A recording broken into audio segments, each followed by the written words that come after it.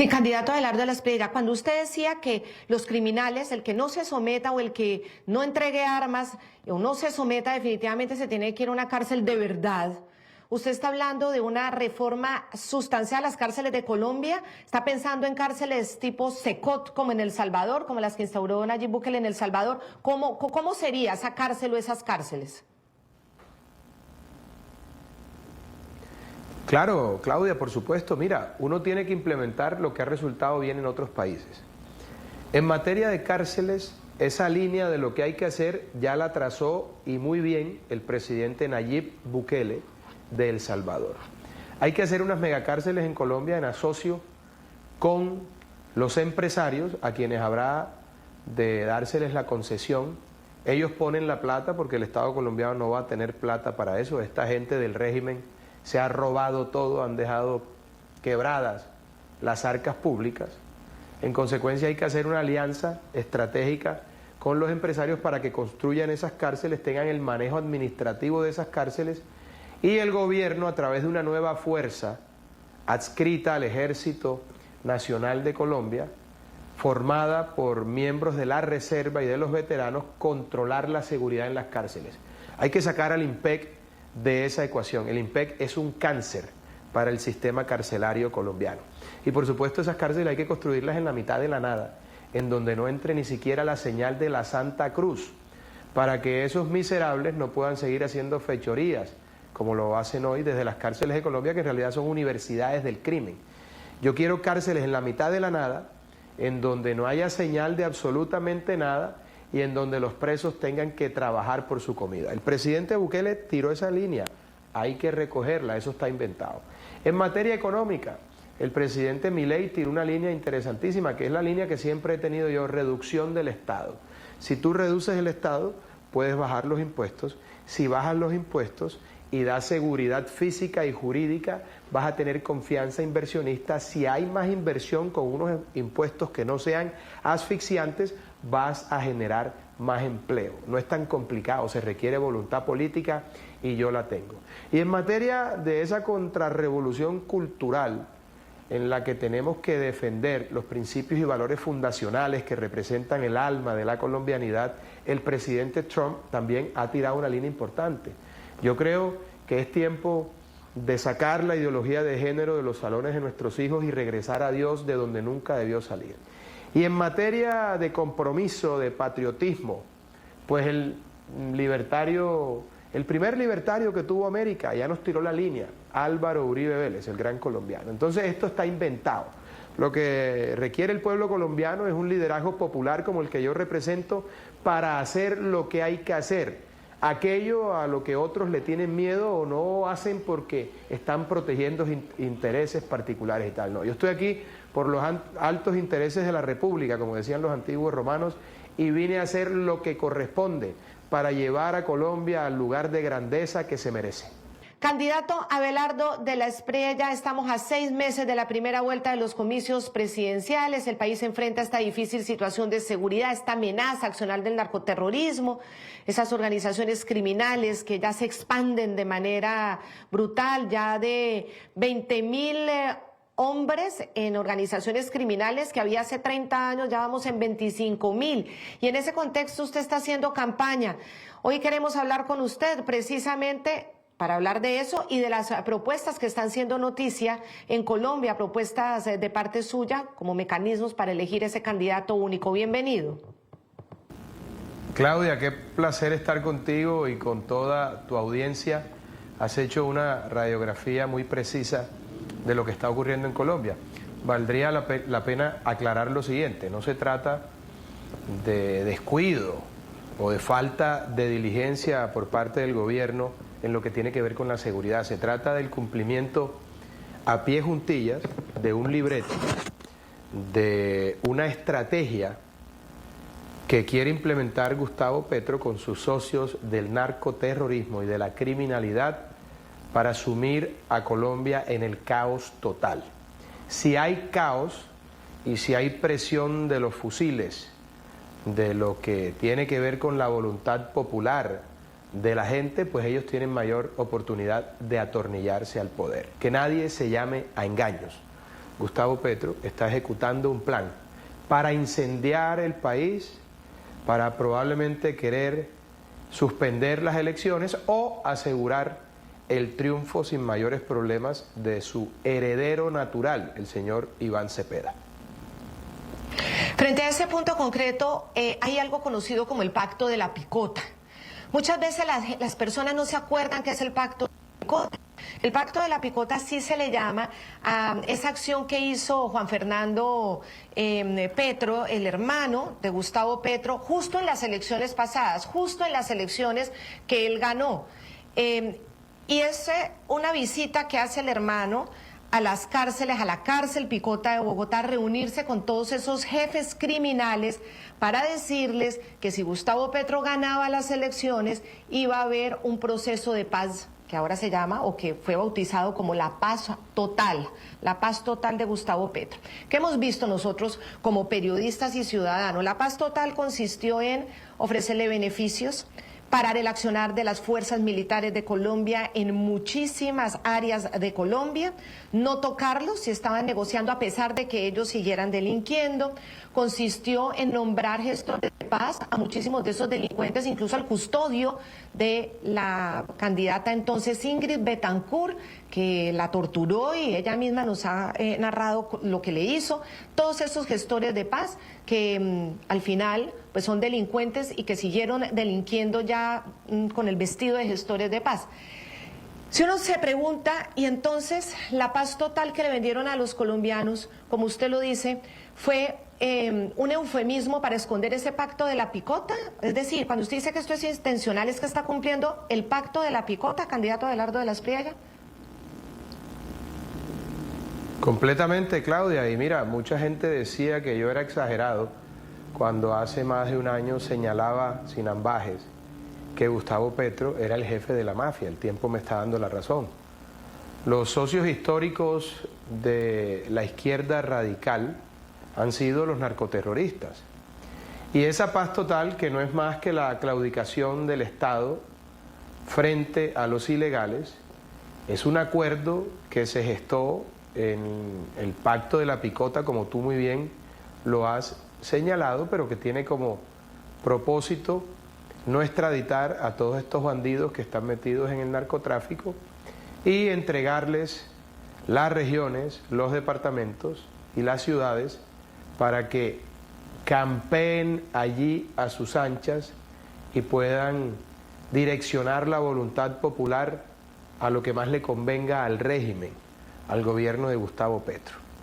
Esa paz total en mi gobierno no tendrá ninguna posibilidad, porque, Claudia, la experiencia empírica ha demostrado que en Colombia los procesos de paz no han funcionado. El único proceso de paz que funcionó, y creo yo ya viéndolo en perspectiva, fue el proceso de paz del gobierno del presidente Uribe con los paramilitares, que más bien fue un sometimiento, porque todos terminaron extraditados, presos, con propiedades en extinción de dominio. Es decir, ahí hubo verdad, reparación y justicia, lo que no ocurrió con la FARC. Entonces, ¿qué ha probado la experiencia empírica en lo que tiene que ver con estos grupos como la FARC? Fíjate tú, se desmovilizó una FARC y hoy hay 5. Los bandidos criminales de lesa humanidad que están en el Congreso de la República. La de Iván Mordisco, la de las disidencias, la nueva Marquetalia, en fin, de esa culebra que no se mató, sino que se alimentó, nacieron otras culebras. Y hoy hay más violencia, hoy hay más narcotráfico, y el país tiene que tener perfectamente claro que no ha servido de nada negociar con los ilegales. Por tanto, lo que corresponde es cambiar el método y la estrategia. Hay que aplicar la Pax Romana, que es la que me gusta a mí, la que se aplica y la que se consigue con la fuerza de las armas y las leyes de la República. Bandido que no se someta tiene que ser dado de baja, como en derecho corresponde, y si se somete, tiene que ser enviado a una cárcel de verdad, lo suficientemente fuerte como para que pague, como debe ser, su deuda con la justicia. Es sencillo.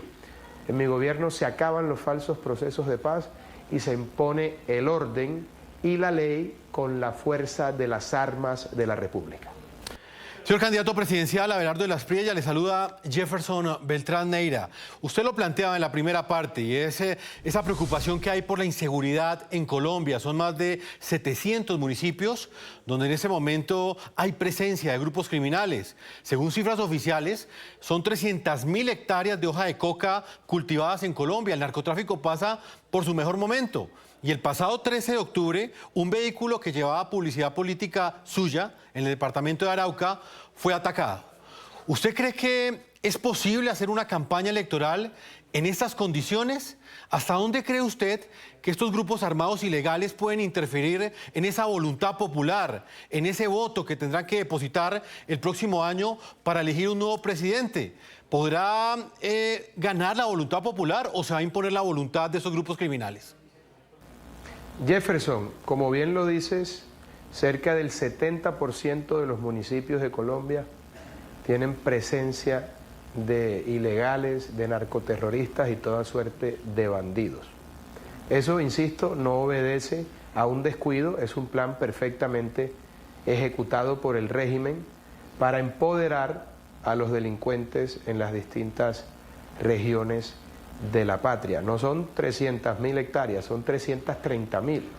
Yo no me guío por los datos de la ONU, no confío en esos datos, yo me guío por los datos del gobierno americano que hablan de más de 330.000 hectáreas. Entonces, fíjate, si tú pones en el tablero los siguientes elementos: no hay fumigación, se ha dejado crecer exponencialmente los cultivos de coca, que son la fuente primigenia de todas las formas de violencia. De la coca viene todo el problema de seguridad que tiene Colombia, por una parte. Por otra, se ha desmoralizado y desfinanciado a la fuerza pública. Creo que el único helicóptero que está volando es el de doña Francia Márquez, la vicepresidenta. De resto, todo está parado, no hay fumigaciones, no hay bombardeos, porque eso, por supuesto, empodera a los socios del régimen, el narcoterrorismo. Y claro que, por supuesto, se ve afectada la voluntad popular. Yo tengo perfectamente claro que tengo que renunciar como candidato a ciertas zonas del país a donde no puedo hacer campaña, en donde mi gente corre peligro. No voy a arriesgar a la gente que con tanto cariño y fervor se ha unido a esta causa del tigre que busca salvar y reconstruir a Colombia. Y hay que concentrarse entonces en las ciudades en las que todavía podemos hacer campaña. En lo personal, yo tengo un problema de seguridad muy complicado, muy delicado. Habida cuenta de que soy un enemigo declarado del narcoterrorismo y de toda forma de criminalidad, y que ellos saben que vengo a combatirlos, a derrotarlos y a hacerlos pagar sus crímenes como corresponde. Todo el mundo sabe cuáles son los problemas de Colombia, todo el mundo sabe cuáles son las soluciones. El país está sobrediagnosticado. Por ejemplo, todo el mundo sabe que el mayor problema de nuestro país es la seguridad. Sin seguridad no hay nada, porque sin seguridad no hay confianza inversionista, sin confianza inversionista no hay inversión social y por tanto es imposible que haya cohesión social. Pero a la gente se le olvida el ingrediente más importante de esa solución, de esa receta de la solución, que es tener el valor, el carácter, el talante, la ardentía para hacer lo que hay que hacer. Y el pueblo colombiano sabe que yo voy a hacer lo que digo que voy a hacer, y los bandidos saben que en mí van a encontrar al peor enemigo. Por tanto, quien tiene más problemas de seguridad hoy soy yo, amén de que voy encabezando las encuestas. De tal suerte que, por supuesto, toda la campaña se está cuidando, hemos extremado las medidas de seguridad y dándole protección en lo posible a todos los voluntarios que a lo largo y ancho de la geografía nacional se han sumado con fervor a esta causa, que es la causa de la libertad, del desarrollo y de la seguridad de Colombia. Pues vamos precisamente a hablar de otro punto clave de la noticia, y es lo que usted también planteaba, que así como es importante este momento político que tiene para Colombia en términos de seguridad, también lo es para el hemisferio occidental. Estados Unidos en este momento está presionando fuertemente a los grupos narcoterroristas con un despliegue militar sin precedentes en el Caribe, con el que acorrala al régimen de Nicolás Maduro. Washington al mismo tiempo pone la mira al presidente colombiano Gustavo Petro al incluirlo en la lista OFAC o en la lista Clinton, junto a su esposa Verónica Alcocer y su hijo Nicolás Petro y el ministro del Interior Armando Benedetti. Y a esas sanciones individuales emitidas por Estados Unidos contra Petro y su círculo de poder también se suman las denuncias frente a posibles irregularidades en la contratación para la compra de 17 aviones de guerra Gripen, que eso también es otro tema que está sobre la mesa. Pero hablemos primero de lo que planteaba Jefferson Beltrán, la lista OFAC.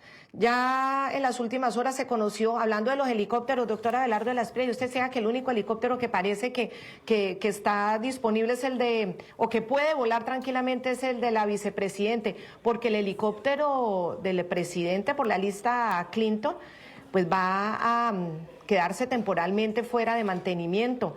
El FAC 0008, que es de disposición del presidente. La empresa Leonardo Helicopters ya dijo que por estar en la lista FAC no puede tener esa atención al helicóptero del presidente. Esta designación por parte de los Estados Unidos, candidato Abelardo de la Espriella, directamente a Gustavo Petro, como le dijo Trump, directamente a Gustavo Petro, líder del narcotráfico, ¿implica que en Colombia hay un narcogobierno?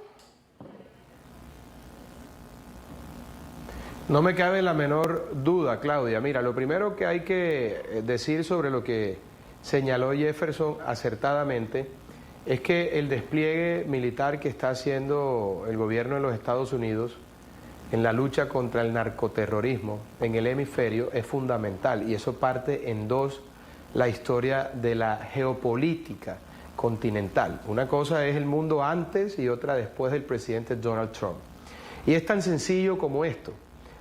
El problema de las drogas para los Estados Unidos se volvió un problema de seguridad nacional.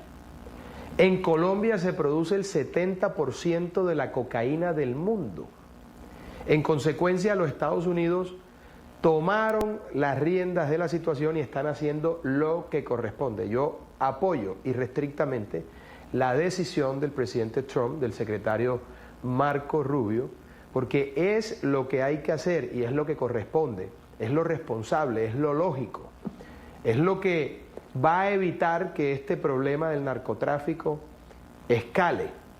Si a eso le sumas que el gobierno colombiano no ha fumigado una hectárea de coca, que ha empoderado al narcoterrorismo, que ha desfinanciado a la Fuerza Aérea, que además de eso ha desmantelado el programa de interdicción marítima y aérea contra el narcotráfico, y además de todo lo anterior hizo una alianza con el narcorrégimen de Venezuela para montar una zona franca de narcotráfico en el Catatumbo colombiano, zona limítrofe entre Colombia y Venezuela. Tenemos ahí que el presidente de la República de Colombia es, por decirlo menos, un auspiciador del narcotráfico. Por mucho menos de eso, miles de compatriotas han sido extraditados. A mí me parece que la inclusión en la lista OFAC o la lista Clinton es la antesala del indictment que le viene a Gustavo Petro, porque es claro para el gobierno norteamericano que Gustavo Petro ha patrocinado el narcoterrorismo en Colombia, y no contento con ello, lo está haciendo también con el narcorrégimen de Venezuela, que gracias a Dios tiene sus días contados. Así que Gustavo Petro tiene que tener perfectamente claro, y por eso está desvariando más que nunca, y por eso dice más disparates que nunca, está desesperado porque él sabe lo que le viene pierna arriba. Lo que ha ocurrido es muy grave, y un presidente de los Estados Unidos no va a salir a llamar narcotraficante a un presidente en ejercicio de Colombia sin tener prueba de ello, y además sin tener perfectamente claro todo lo que ha hecho Petro para favorecer al narcotráfico, de tal suerte que yo creo que una vez Petro abandone el gobierno, como ha ocurrido en otros casos, va a ser procesado en los Estados Unidos, y a mí como presidente de la República de Colombia, con la ayuda de Dios y el apoyo de todos mis compatriotas, me va a corresponder autorizar esa extradición, y lo haré con gusto, porque ese señor le ha hecho mucho daño al país, y tanto daño a Colombia no puede bajo ninguna circunstancia quedar en la impunidad.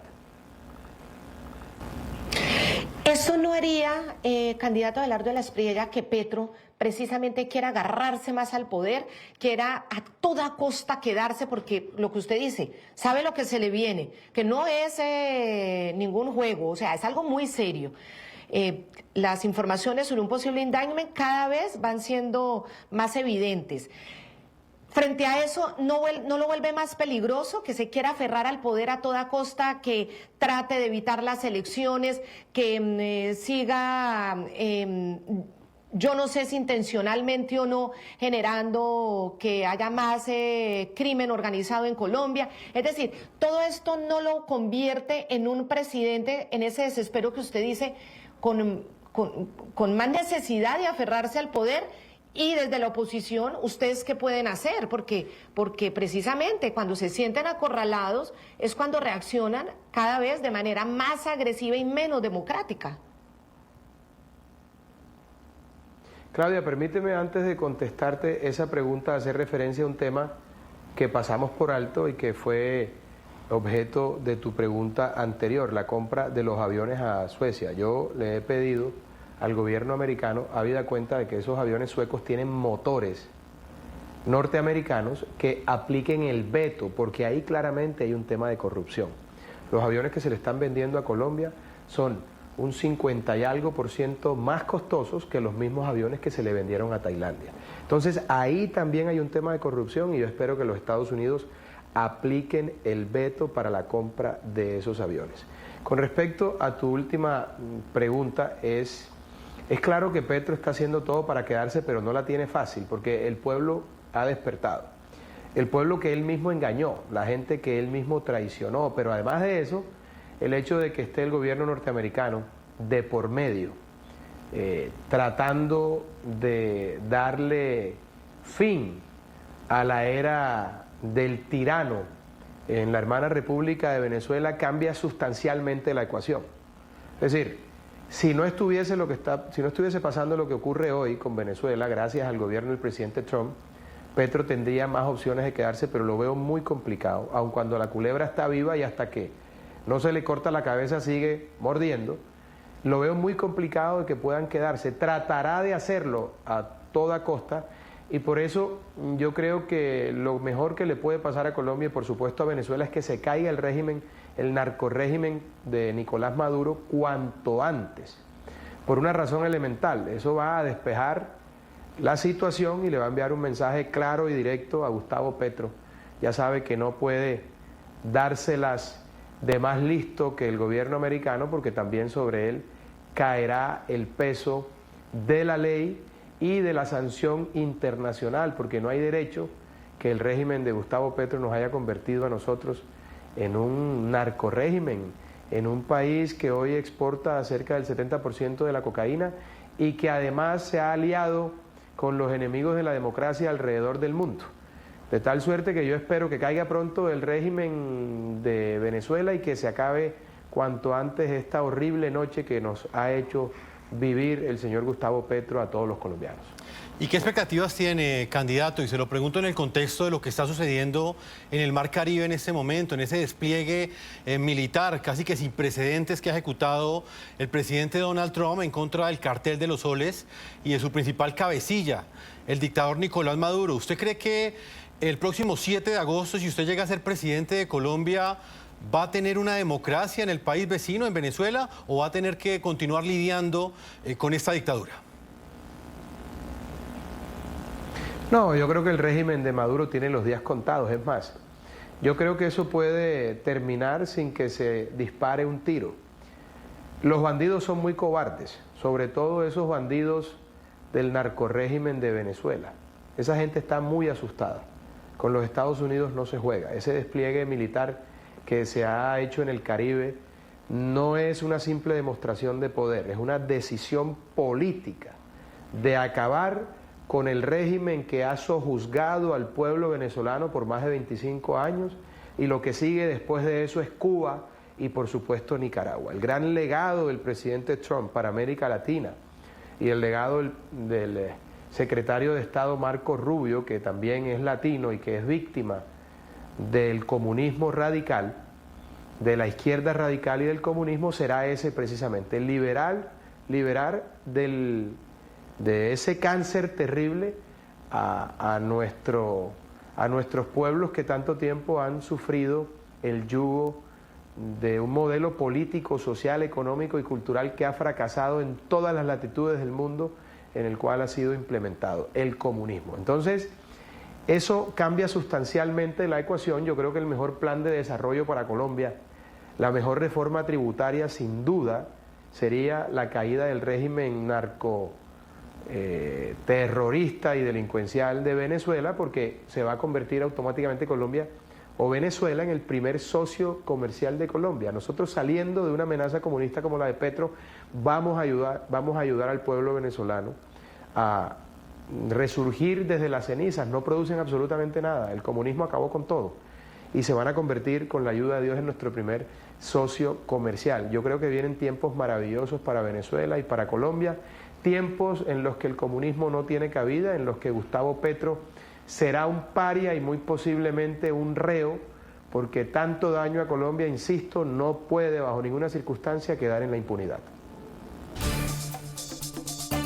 Claudia, si te parece, pasemos a un segundo tema y es bien importante, y es una propuesta que ha hecho el candidato presidencial que está hoy aquí en el programa La Noche, Abelardo de la Espriella, quien ha propuesto una gran encuesta para el próximo 10 de diciembre como un mecanismo para definir un candidato único de la oposición que se enfrente a ese candidato del petrismo.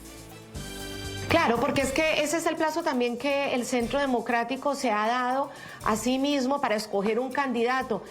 Candidato Abelardo de la Espriella, frente a esta propuesta de la gran encuesta, ¿quiénes estarían en esa encuesta? ¿Sería de todos los partidos? Porque el Centro Democrático tiene la intención de elegir su propio candidato. Incluso candidatos o precandidatos del Centro Democrático están de acuerdo con esto que usted le está proponiendo al país. Explíquele bien a los colombianos en qué consiste exactamente esa gran encuesta. Claudia, mira, ninguna estrategia política aconsejaría dejar al heredero de Petro del comunismo solo 5 meses en el ruedo como candidato único.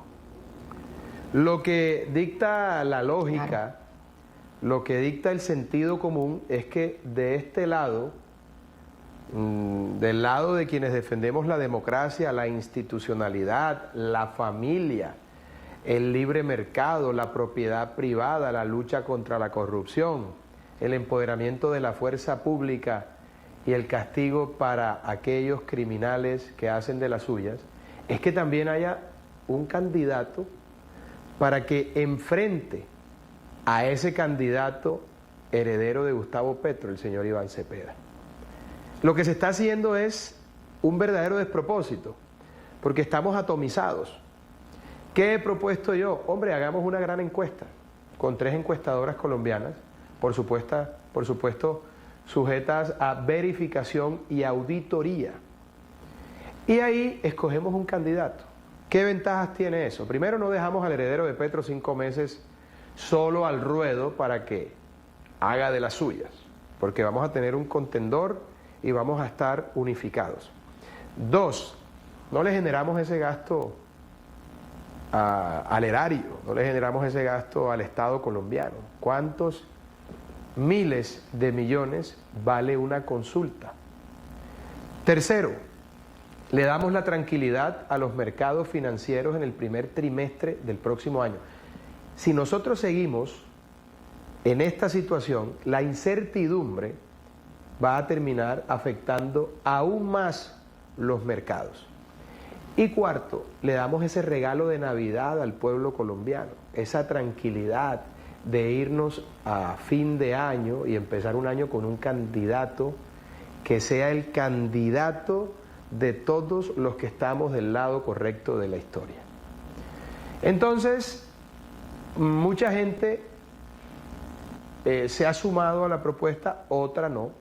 Y yo creo que esta es una buena oportunidad para que el pueblo colombiano, que no es tonto como los políticos piensan, se den cuenta quiénes están del lado de la democracia y quiénes tienen intereses personales, porque me pregunto yo, hay gente que no marca y quiere poner condiciones.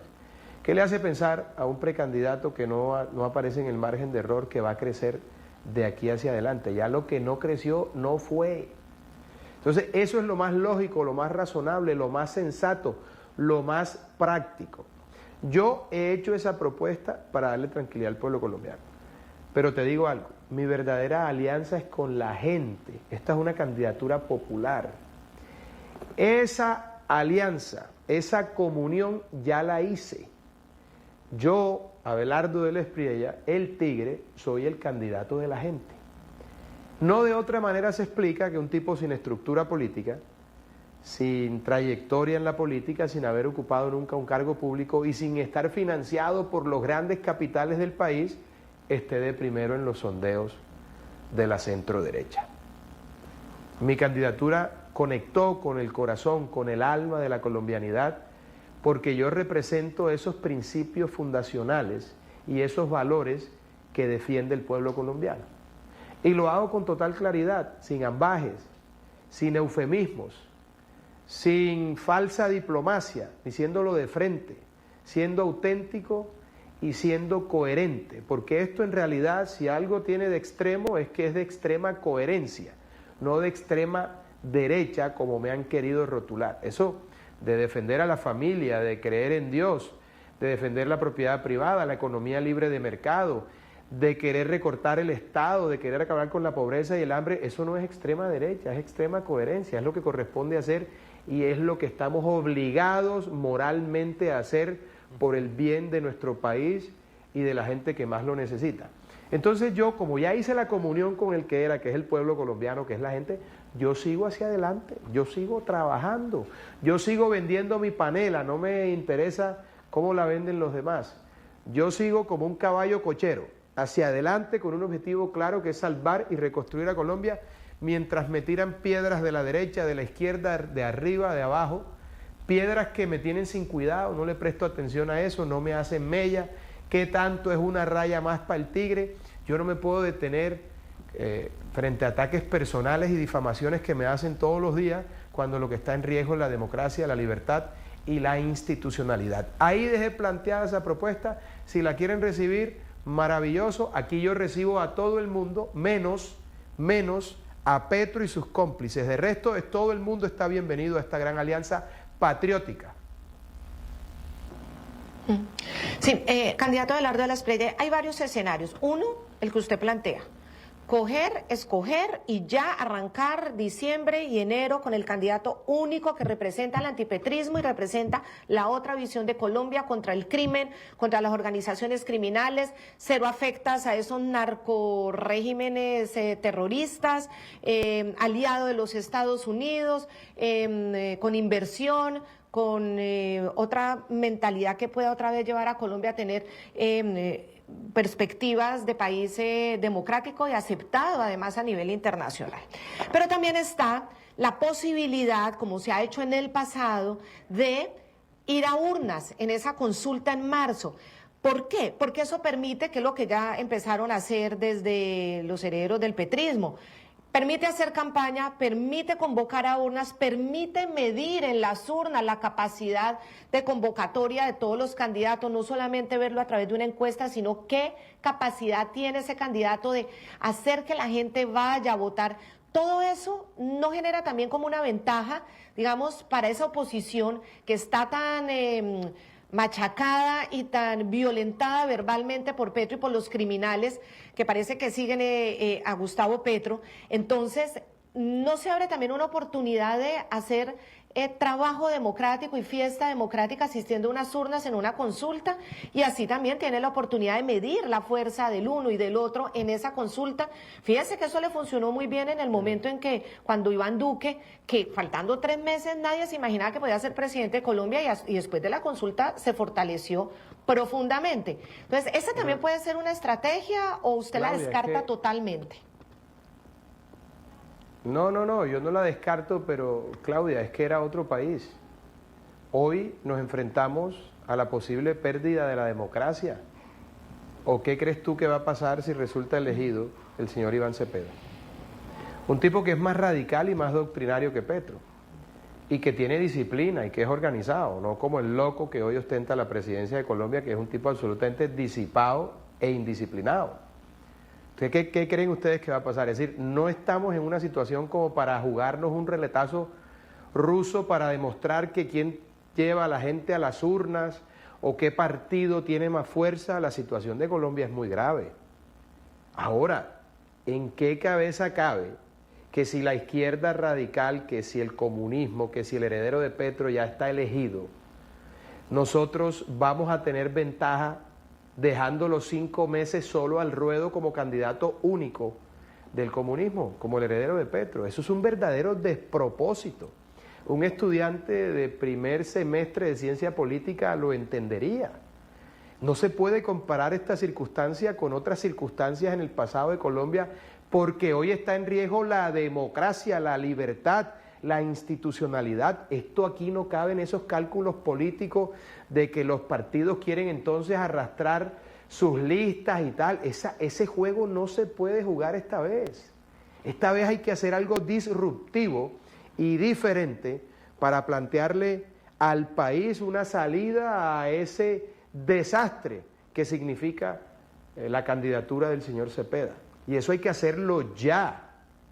Y por supuesto no le evitamos al Estado, al erario, un gasto absolutamente innecesario en un momento de crisis económica en la que este país está atravesando como nunca antes en su historia. Entonces, yo creo que las circunstancias, la situación particular, el riesgo que se cierne sobre el país y que se avisora en el horizonte, amerita una estrategia diferente y una táctica también, y un compromiso que anteponga los altos intereses del país sobre los intereses particulares de los precandidatos y de los partidos políticos de Colombia.